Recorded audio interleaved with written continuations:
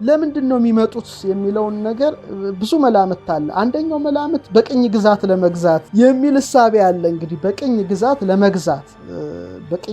ለመግዛት ብለው የሚያስቡና በዚህ ላይ ጽሑፍ የሚያቀርቡ አሉ። ሌሎቹ ደግሞ ኖ ከሰው ልጆች ጋር ደግሞ ጥሩ ግንኙነት ለመፍጠር የሚሉ ደግሞ ሰዎች ተመራማሪዎች አሉ። ግማሾቹ ደግሞ እንደ አኑናኪ የተፈጥሮ ሀብትን ፍለጋ ወይም በሰዎች ላይ ሙከራና ጥናት ለማድረግ የሚሉ ሐሳቦችንም ደግሞ የሚያነሷል። ምን ልንል እንችላለን? እንግዲህ ጥናት ነውና እሺ ይምጡ ነው። ለምሳሌ በቅኝ ግዛትና የተፈጥሮ ሀብትን ፈልገው ከመጡ ምን አይነት አማራጭ መውሰድ ይገባል ነው? ወታደራዊ እርምጃ ነው ወይ ነው? ማን ነው የሚያወራቸው? እነሱን ከማን ጋር ነው? ማን ነው ፕላኔቷን ወክሎ የሚያወራቸው? ማን ነው? እንግዲህ ይሄ ራሱ ዓለም ይነጋገርበታል። ክቡራን ተመልካቾቻችን ኦኬ፣ ሀያላን ሀገራት ናቸው የሚያወሯቸው? እሺ፣ የተባበሩት መንግስታት ናቸው የሚያወሯቸው? የሃይማኖት አባቶች ናቸው የሚያወሯቸው? መልሱ ራሱ እስካሁን በትክክል አልተመለሰም እና ወይስ ሁሉም ሀገራት አንድ ሰው ሊወክሉ ይችላሉ? የፕላኔቱ መከላከያ ብርጌድ አለ ይባላል በውጪዎቹ፣ እኛ አናውቅም እንጂ። እና ቢመጡ ምን አይነት እርምጃ ይወሰድባቸው እነዚህ ፍጡራን? ወታደራዊ እርምጃ ኒውክሌርንም ጭምር እስከ መጠቀም የሚያደርስ ነው የሚባለው። ለምሳሌ ማርስ አታክ ፊልም ላይ ካያችሁ በቃ በጠበጡ ብዙ ነገር አወደሙ። በጨረሻ ላይ የአሜሪካ ሴኔት ተሰብስቦ የአሜሪካው ፕሬዚዳንት የኒውክሌር መሳሪያውን በተን ጫን ሲያደርገው ኒውክሌሩ ሄደ ወደ እነሱ መንኮራኩር። እዛ ያሉት ኤሊያኖች ግን በቀላሉ አከሸፉት ያን ትልቁ ኒውክሌር። ይህን ሙቪውን ያያችሁ ሁሉ የምታውቁት አንድ እውነታ ነውና ይገርመኛልና እስከ ኒውክሌር የጦር መሳሪያ ድረስ ለመጠቀም ዝግጁ ናት ወይ ዓለም የሚለው ራሱ በጣም ከባዱ ነገር ነውና እሺ የወታደራዊ እርምጃ ቢታሰብ ጦርነቱ መሬት ላይ እንደሚካሄደው ወታደራዊ ጄኔራሎች መኮንኖች የሚወስኑት ነው ወይ? አይደለም ነው አሁንና።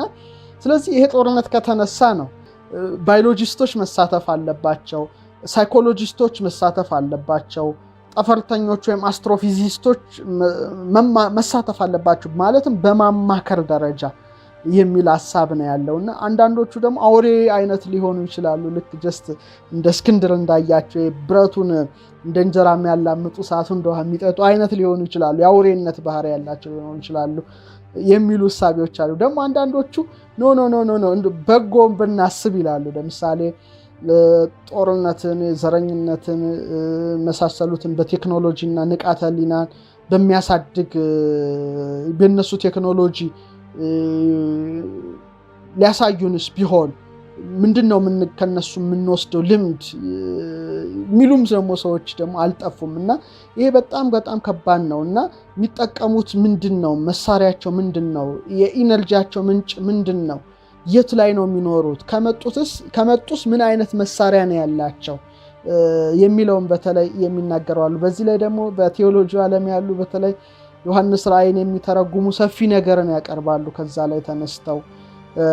ላይ ተነስተው በተለይ ኢዩኤል 2 ላይ ያሉት እነዛ ፍጡራን ሲወጡ በተለይ ማህተሙ ሲከፈት ከኤፍራጥስ እንደሚወጡት አይነቶቹ ሲመጡ ምን ማድረግ ይገባል የሚለውን ራሱን ችሎ አንድ ምርምር አለ። 20 እና 21ኛው ክፍለ ዘመን ላይ ያሉት መረጃዎች ግን በተለይ የማይታወቁ በራሪ አካላት ወይም ኤሊያን ዙሪያ የተሰሩ ብዙ ጥናቶች አሉ። በተለይ ብዙዎች የሚናገሩት በ20ኛው ክፍለ ዘመን በአሜሪካ በጣም ስለ ዩፎዎች ብዙ የተወራለት ክስተት ሐምሌ 1947 የሮስዌል ክስተት ነው። የሮስዌል ክስተት እጅግ ገራሚው ነው። በቃ በዩኤፍኦ ታሪክ ወይም በኤሊያን ታሪክ ብዙ የተባለለት ይመስለኛል። 1947 ላይ ሮስዌል ከተማ አቅራቢያ በረሃ ውስጥ አንድ የማይታወቅ በራሪ አካል ተከሰከሰ ነው የተባለው። ያ በራሪ ዲስክ በአካባቢው ተገኘ የሚል ዜና በከፍተኛ ሁኔታ ምድራችን ላይ የተናፈሰበት ጊዜ ነበረ እና በጣም ከፍተኛ የሆነ የዩኤፍኦ ምልከታ ተደረገ ነው የሚባለው እና የሮስዌል ክስተት ብዙ ዜና ተሰርቶበታል። ግን በጣም ከባድ የሆነው ነገር ምንድን ነው? ከዚህ ወድቆ ከተከሰከሰው ዲስክ መሳይ በራሪ አካል ውስጥ ኤሊያን ወይም ባዕድ ፍጡር በአሜሪካ አየር ኃይሎች ተይዟል የሚለው ዜና ደግሞ በጣም በጊዜው ጎልቶ ነው የወጣውና ይህን ምስጢር ደግሞ በወቅቱ በከፍተኛ ማዕረግ ውስጥ ያሉ ወታደራዊ መሪዎች ከፕሬዝዳንት ውጪ የሚያውቀው እንደሌለ ቶፕ ሴክሬት እንደሆነ በጣም ከፍተኛ በምስጢር የተያዘ እንደሆነ በጊዜው ተነገረ። ነገር ግን እስካሁን የሮዝዌል ጉዳይ እንቆቅልሽ ሆኖ እንትን ብሏልና ስለ ሮዝዌል ብዙ ዩቲዩብ ተሰርቷል። ጉግል አድርጋችሁ እንድታዩ ፈልጋለሁና ያ በጣም አስገራሚ ነው። አንድ ካል ፍጥረት ተያዘ። እንግዲህ አስቡት እስቲ በራሪ ዲስክ ተከስክሶ የማይታወቅና ይሄ በጣም አስገራሚው በጊዜው የተነገረ አንድ አስገራሚ ነገር ነው እና ብዙ የተወራለት ዓመት ነው። በቃ 1947 በተለይ ኬኔዝ አርኖልድ የተባለ የንግድ ሰው የራሱን አውሮፕላን እያበረረ ወደ ዋሽንግተን በሚሄድበት ጊዜ በተለይ ሬነር በሚባል ተራራ አካባቢ በፍጥነት የሚበሩ ዲስክ ቅርጽ ያላቸው ዩኤፍኦዎችን ዲስክ ቅርጽ ናቸው ይበራሉ።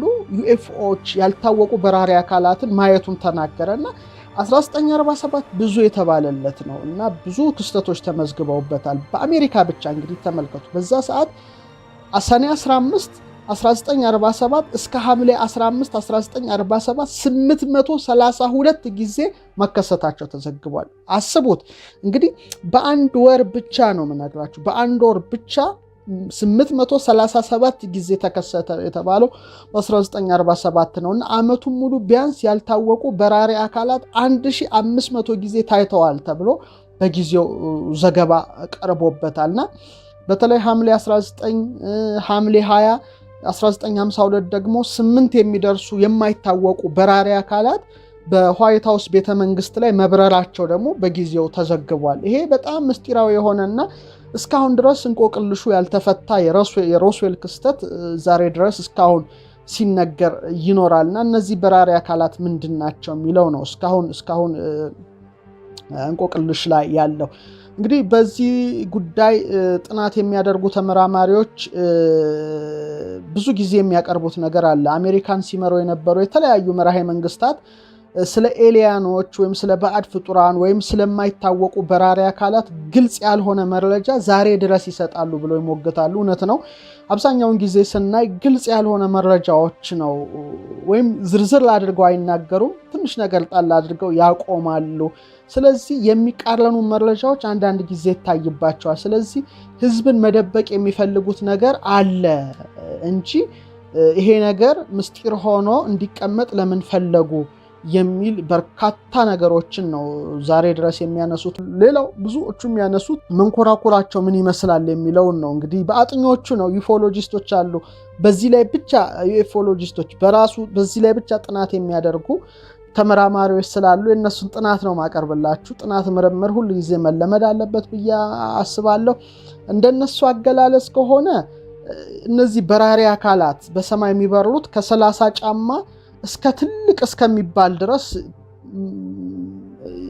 መንኮራኩር እንዳላቸው ነው የሚናገሩት እና መንኮራኩሩ ደግሞ ቅርጹ ግማሹ የዲስክ ቅርጽ የያዘ ነው፣ ግማሹ ደግሞ እንደ ረዘም ያለ እንደ ሲጋራ አይነት ቅርጽ የያዘ፣ ረጅም የሆነ ደግሞ እንደ ሲሊንደር ቅርጽ የያዘ።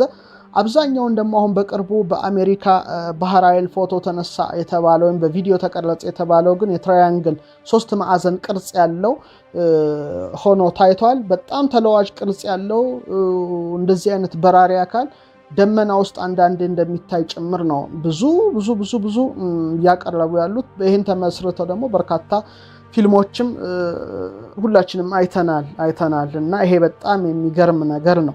እንግዲህ እነዚህ በራሪ አካላቱ በጣም በፈጣን ሁኔታ ነው እየበረሩ የሚታዩ። ስለዚህ አሁን እዚህ ዓለም ላይ ያለው ቴክኖሎጂ ያሉት ፈጣን ጀቶች ሊደርሱባቸው አልተቻለም ነው የሚለው እና ሌላው በጣም ትንሽ አሳሳቢ ሆነው እነዚህን ፍጡራን ለማጥናት ተነስተው የነበሩ ብዙ ሰዎች መሞታቸው፣ እነሱን ሊይዙ ተከትለዋቸው የነበሩ ፓይለቶች ደግሞ ሲመለሱ መመረዛቸው፣ ይሄ ነገር ትንሽ አሳሳቢ አድርጎታል ጥናቱን። ለምሳሌ የሆነ አደንዛዥ የሆነ ጨረሮች ይለቃሉ ይባላል። ይሄ ሁሉ ነገር እስካሁን በቂ ማብራሪያ በቂ መልስ ሳይሰጥበት ፍን እንዳለ ያለ መረጃ ነው። ለምርምር የተላኩ ሰው ሰራሽ መንኮራኩሮችም በተለያየ ጊዜ ፎቶ አንስተዋል። እነዚህ ነገሮችን በጣም ይገርማል። ሌላው በጣም ደግሞ አስገራሚ ነገር እነዚህ ሰዎችን አንዳንዴ ጠልፈው ይወስዳሉ የሚልም ደግሞ ራሱን የቻለ ደግሞ አለ። ለምሳሌ ከቤት እንስሳ መካከል ላሞችን ምንም ደም ሳይፈሳቸው የተለያዩ የሰውነት አካላቸውን ቆርጠው መውሰዳቸው ደግሞ እንግዳ ክስተት አድርገውታል። ይሄ በተለያየ ጊዜ የተለያየ ቦታ ላይ የተዘገበ ዘገባ ነው እና ምንድነው ነገሩ ነው እስካሁን የዓለም ተመራማሪዎችን እንቆቅልሽ ውስጥ የከተታቸው። ሌላው ቁመናቸውና መልካቸው ምን ይመስላል ነው። ብዙ ጊዜ ፊልሞችን አይተናል፣ እንደ ማርስ አታክ ምናምን፣ እኔ ብዙዎችን አይቻቸዋለሁ፣ እንደ አቬንጀርስ፣ ስታር ዋር፣ ብዙ አይነት ፊልሞች አይተናል እና ቁመናቸው መልካቸው አብዛኛውን ጊዜ አጭር ሆኖ ነው የሚሳሉት እና ግራጫ መልክ ስዕሉ ላይ እንደምታዩት ትልልቅ አይኖች ያሏቸው እና ወንዳ ወንድ የሆኑ ማለት የወንድ አይነት ባህሪ የሚታይባቸው ናቸው አብዛኛዎቹ ተብሎ ይታሰባል። እንግዲህ የሚታሰበውንና በፊልም ውስጥ የምታዩትን ነው የምነግራችሁ እና ስለዚህ እነሱ የደረሱበት ሳይንስ ወይም ጥበብ በጣም የረቀቀ ስለሆነ የሰው ልጅ የደረሰበት ሳይንስ እነሱን ዲስክራይብ ለማድረግ ወይም ለመግለጽ ስኖት ኢነፍ በቂ አይደለም የሚል ነው ራሱን ችሎ። ሌላው በጣም እነዚህ ፍጡራን ደግሞ ምን የሚባል አንድ ጥናት አለ፣ አንድሮጂኖስ የሚባል ከፊል ወንድና ከፊል የሴትነት ተፈጥሮ እንዳላቸው በጊዜና በቦታ ደግሞ ራሳቸውን የመለዋወጥ እንትን እንዳላቸው ጭምር አንዳንድ በዚህ ጥናት ላይ በዚህ ዘርፍ ላይ ያሉ አጥኞችና ተመራማሪዎች የሚያቀርቡት ነገር ነው። ይህም ራሱ አንድ አስገራሚ ነገር አድርጎታል። ሌላው በጣም የሚገርማችሁ እያንዳንዳቸው የሚለዩት እንደ ሰው ልጆች በስም አይደለም። ለምሳሌ ስም ገሌ እንባላለን፣ ያ አቤት ሮዳስ፣ አቤት እንዴት ነህ ደህና ነኝ። በተናጠል ባላቸው ዙተራዊ በስም ሳይሆን በተናጠል ባላቸው ዙተራዊ ፍሪኩዌንሲ መጠን ነው የሚባለው እና ፍሪኩዌንሲ በጣም ትንሽ ረቀቅ ያለ ነገር ነው። ብዙ ጊዜ ደጋግሜ አንስቼዋለሁ በዩቲዩብ ቻናሌ፣ ወደኋላ ሄዳችሁ መልከት ትበሉ እና ፍሪኩዌንሲ ሰዎችም አላቸው ነገር ግን አይጠቀሙበትም ይላል ሳይንስ እና ሰው ልጅ ከፍተኛ ኃይል አለው ነው የሚለው እና እነዚህ ደግሞ በጣም ረቀቅ የሚያረጋቸው ነገር እነዚህ ባዕድ ፍጡራኑ የጋራ የሆነ ንቃተ ህሊና አላቸው። ለምሳሌ በአንድ ቦታ የሆነ ነገር ቢከሰት ተመሳሳይ መልእክት እንትን ነውና ርቀቱ ሳይገድባቸው ማወቅ ይችላሉ ይላሉ። እንግዲህ ዩፎሎጂስቶች በዚህ ዘርፍ ያሉ አጥኞች እንግዲህ ጥናትና ምርምርን ኦፕን ማይንድ ሆነን እናያለን። ከዛ ውጭ ያለውን ደግሞ ተፈጥሮ ሲገልጽልን የምናውቀው ነገር አለ። ሌላው ቅድም እንደጠቀስኩላችሁ ቁመታቸው በጣም አጭር ናቸው። ከ3 እስከ 5 ጫማ ቁመት ያላቸው ናቸው ይላልና ይሄ በጣም ይገርማል። ቆዳቸው ቀለሙ ደግሞ አብዛኛውን ጊዜ ሙቪ ላይ እንደምታዩት ከግራጫ ጀምሮ ቢጫ፣ ቅልቅል፣ ቡኒ አይነት ይለያል። ከሰው ተለቅ ያለ ጭንቅላት እንዳላቸው ነው እዛ ላይ ሙቪዎቹ ላይ የምናየው። ፀጉራቸው ደግሞ አነስ ያለ ጥቁር ሆኖ በተለይ የብርሃን እርግብግቢት ወይም ቫይብሬሽን በአንድ አቅጣጫ የማድረግ ወይም ፖላራይዝ የማድረግ ብቃት እና ከሰዎች አንጻር ተለቅ ያለ አይን አላቸው ነው የሚሉት በዚህ ውስጥ ጥናት ያደረጉ ሰዎች። ይሄ ደግሞ ትንሽ አስፈሪ ነገር ይመስላል። ይሄው በጣም የሚገርመኝ ካነበብኩት መካከል ከሰዎች ያነሱ አፍና ጥርሶች አሏቸው። በተለይ ይሄን ነገር በዝርዝር አንድሮሜዳ አንድ ላይ ጽፈነዋል። ቀዳዳቸው ትንንሽ የሆኑ አፍንጫና ጆሮዎች፣ ጥፍርና አውራ ጣት የሌላቸው 4 የእጅ ጣቶች አሏቸው የሚልም ራሱን የቻለ አንድ ገራሚ ነገር ሰዎቹ አጥኞቹ ጽፈዋል። እና የሚተኙት ጥቂት ሰዓት ሲሆን ብዙውን ጊዜ አይተኙም ነው። እድሜያቸው ደግሞ እስከ 700 ዓመት ይደርሳል ጭምር ብለው ጽፈዋል። እንግዲህ ቲታን ላይ ያሉ፣ ዜታ ሬቲኩሊ ላይ ያሉ፣ ኢሮፓ የጁፒተር ጨረቃ ላይ ያሉ፣ ማርስ ላይ ይሄ ነገር የራሱ የሆነ ሰፊ ነገር አለው። ሌላው ቀጭን እግር ያላቸው ናቸው። ብዙ አይራመዱም፣ ግን ስበትን በሚያጠፋ ጸረ ስበት ቴክኖሎጂ መንሳፈፍ ይችላሉ የሚል ነው እና ብዙዎቹ ደግሞ በፕላኔቶች ጥቂቶቹ ደግሞ በከዋክብት መካከል ይጓዛሉ ይላሉ። እንግዲህ በኤሊያን ዙሪያ ጥናት የሚያጠኑ አጥኞች። ወደ ሀገራችን ስነ ጽሁፍ ስመጣ ደግሞ መሪራ ሳማን በላይ ሰረገላ ታቦር ኢዮር ወይም ዣንሸዋ በሚለው መጽሐፋቸው ላይ እነዚህ ፍጡራንን እስከ 1000 ዓመት ይኖራሉ ብለው ስለ መልካቸው፣ ስለ አኗኗራቸው፣ ስለ ባህሪያቸው የተናገሩት ነገር አይ ቲንክ ሳይንሱ ከሚለው ጋር ተመሳሳይ ሆኖ አግኝቼዋለሁ። ይሄም በጣም ያስደነቀኝ እውነት ነው። አሁን ማቀርብላችሁ የት ይኖራሉ የሚለው ላይ ነው። መላምቱን ነው የምነግራችሁ። የት ሊኖሩ ይችላሉ ሲባል ብዙ አስተያየቶች ተሰጥተዋል። ብዙዎቹ ምንድነው የሚሉት ማርስ ይላሉ። ማርስ በተለይ ሳይዶኒያ የሚባል የሰው ፊት የሚመስል ነገር ተነስቷል። ናሳ የሰው ፊት አይደለም ይላል። ብዙዎቹ ግን በትክክል የሰው ፊት የሰው ቅርጽ ነው ይላሉ። ስለዚህ እዛ ውስጥ በተለይ ይገኛሉ። እንደውም ቲታን ከምትባለውም የሳተርን ጨረቃ ውስጥም ሊኖሩ ይችላሉ የሚል ደግሞ በጣም አስገራሚ ነገሮችን የሚያቀርቡ በዚህ ላይ ብዙ ጥናታዊ ነገሮችን የሚያቀርቡ ሪሰርቾችን ማየት የተለመደ ነው። ደግሞ ከጁፒተር ጨረቃ ውስጥ ለምሳሌ ጋሊሊያን ሙን ከሚባሉት በተለይ ዩሮፓ የምትባለው ጨረቃ እነዚህ ካለ ፍጡራን ይኖሩባታል ብለው ሀሳብ አስተያየታቸውን የሰጡ አሉ። እንዲሁም ኤክሶፕላኔት የሚባሉት በሌሎች አሁን የኛ ፕላኔቶች ይባላሉ በፀሐይ ዙሪያ ነው የሚዞሩት ምድራችን ጨምሮ ሜርኩሪ፣ ቬኑስ፣ ማርስ፣ ጁፒተር እና ሳተርን በተመሳሳይ ደግሞ ኮከቦችን የሚዞሩ ኤክሶፕላኔቶች እነዚህ ኤክሶፕላኔቶች የነዚህ ፍጡራን መኖሪያ ናቸው ብለው ደግሞ ጥናታቸውን ያቀርባሉ። በተለይ ደግሞ ዜታ ሬቲኩሊ የተባለ የከዋክብት ስብስብ መነሻቸው አንዱ ጣቢያቸው ነው ብለው ያቀረቡ አሉ እና በጣም የሚገርም ነገር ነው። ይሄ ነገር ግን ምርምሩ እስካሁን ድረስ የሄደ ነው። ዓለም ምርምር ውስጥ ናት፣ እስካሁን አላረፈችም። በተለይ ሴቲ ተብሎ የተሰየመው ሬዲዮ ቴሌስኮፕ ከመሬት ውጭ ያለ ስልጣኔን ፍለጋ ማለት ነው። ራሱ ሴቲ የሬዲዮ ቴሌስኮፕ ነውና ስለ ኤሊያኖች ለማጥናት የሬዲዮ መልእክት ቢልክም በቴሌስኮፖች አማካይነት ይደርሰዋል ተብሎ ብዙ ሙከራ ተደረገ። ባይሳካም ግን በጣም በ1977 ዓመተ ምህረት ላይ የሆነ ድምጽ በሴቲ ቴሌስኮፕ ላይ ገባ ይባላል እና አቅጣጫው ወዴት አቅጣጫ ነው ሲባል ሳጁታሪየስ ወይም በእኛ ጥንታዊ መጽሐፍ ቀውስ በሚባለው ህብረ ኮከብ ውስጥ ካሉት አቅጣጫ ነው ድምፁ የመጣው ነው የሚባለው እና የኤሊየኖች መልእክት ነው ወይስ አይደለም የሚል ብዙ ተነግሮ የነሱ መልእክት ነው ብለው በዘርፍ ውስጥ ያሉ አጥኞች ጽፈዋል። እና ይሄ የውጭዎቹን ጥናት አይቼ መሪራ ሳማን በላይ ሰረገላ ታቦር ይጆር በሚለው መጽሐፋቸው ገጽ 63 ላይ ደግሞ ተመሳሳይ ነገር ተመልክቻለሁ። ምክንያቱም የቀውስ ህብረ ኮከብ ውስጥ የሚኖሩ በተለይ ካለ ፍጡራን እንዳሉ ጠቅሰው ተፈጥሯቸው እሳቸው ከእሳትና ከነፋስ ያደርጓቸዋል።